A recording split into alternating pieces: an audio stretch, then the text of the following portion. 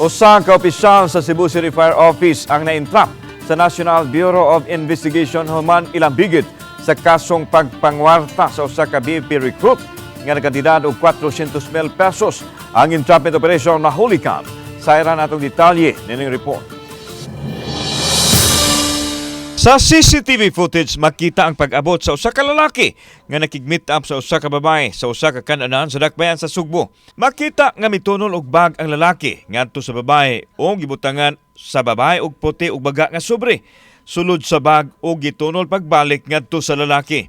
Og dinhina milihok ang mga operatiba sa NBI Sevro. Entrapment operation DI ang naitabo. Din ang lalaki sa video ang opisyal sa Cebu City Fire Office ug ang babae mao ang biktima o complainant nga BFP recruit kinsa giingong gipangayuan og 400,000 pesos aron maka-take off sa sunod semana isip kawani sa BFP.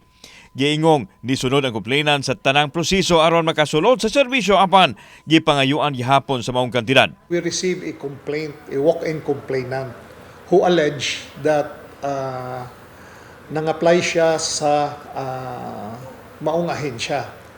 Nga, bugti sa iyang pag-apply, gipangayuan siya the amount of 400,000 by one official para madawat siya. This is the third application niya. Karon lang siya, kay nabakira naman siya. Munang ni-push good ang iyang application. Although she is qualified. Oo, napasar niya ang written exam. Eligible siya. Patong-patong ang mga kaso ang ipasaka sa NBI ngadto sa Ombudsman Visayas.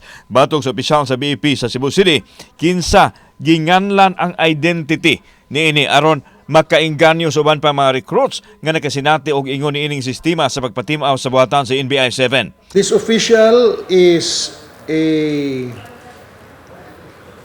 the chief for the Fire Safety Enforcement Section of the Bureau of Protection. So kani siya si Inspector Roy Sanguesa Mat Castro. We charge the suspect for violation of Section 3, Republic Act 3019, the Anti-Graft and Corrupt Practices Act, Article 3110, direct bribery of the Revised Penal Code, and administrative cases for grave misconduct, violation of ethical standards, and conduct prejudicial to the best interest of the service. Amo dyan naman lang because we encourage other victims to come out na nabiktima. Samtang nagdumili ang dinakpan sa pagluwat og pamahayag. O sa imong statement ani sir? Pwede ta makakuan paminaw sa imong statement lang ha? At least makapadayag sa kasi imong side unsa ning kaso imong gilambigitan? Samtang gipadayag sa Regional Director sa Bureau of Fire Protection 7 nga dili nila itolerate ang ingon niini nga binuhatan silang personnel nga nakahatag og mansa sa organisasyon.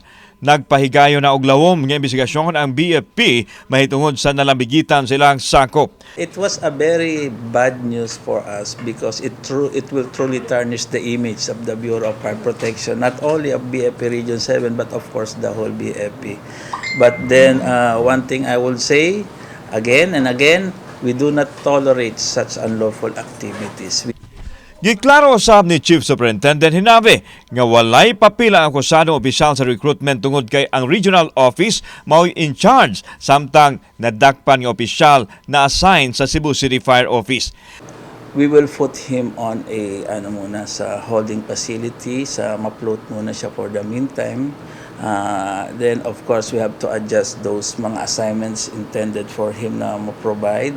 Nasayran usab ang dinakpan mao ang hepe sa Fire Enforcement Section sa BFP Cebu City. Primary responsibility na is kinini ang magpirma siya sa mga fire safety evaluation clearance, mga fire safety inspection certificate, no? Kana ato ipanghatag after ta mo inspect sa usa ka building, namtay certificate nga ihatag sa mga establishments. Kauban si Clover Lumayag, ako si Alan Domingo. Balitang Bisdak.